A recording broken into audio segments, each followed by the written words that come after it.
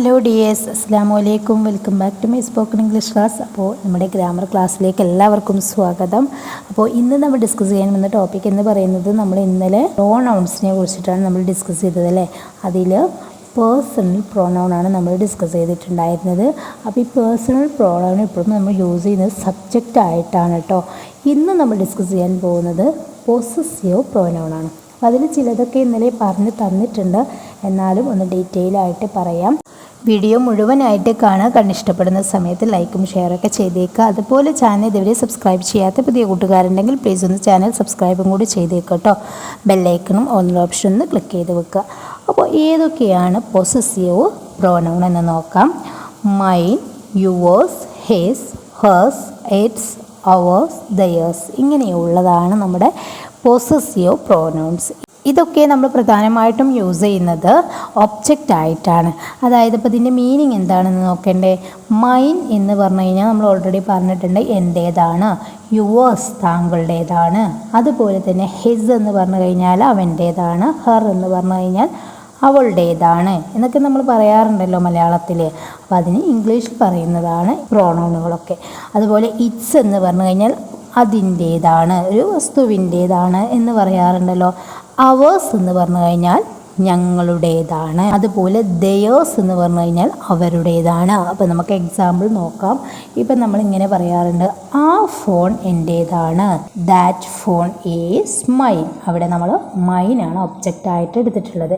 Next, ഈ phone താങ്കളുടേതാണോ എന്ന് നമ്മൾ ചോദിക്കാറുണ്ട്, അല്ലെങ്കിൽ നിങ്ങളുടേതാണോ എന്ന് ചോദിക്കാറുണ്ടല്ലോ. അവിടെ നമ്മൾ യൂസ് ചെയ്യുന്നതാണ് is this phone yours. Is this phone yours. Next, ഈ ഫോൺ അവൻ്റേതാണ് എന്നെങ്ങനെ പറയും? എൻ്റേതാണെന്ന് പറയാൻ വേണ്ടിയിട്ട് മൈൻ എന്ന് യൂസ് ചെയ്തു. എന്നാൽ അവൻ്റേതാണ് എന്ന് പറയാൻ വേണ്ടിയിട്ട് this phone is his. This phone is his. അവൻ്റേതാണ്.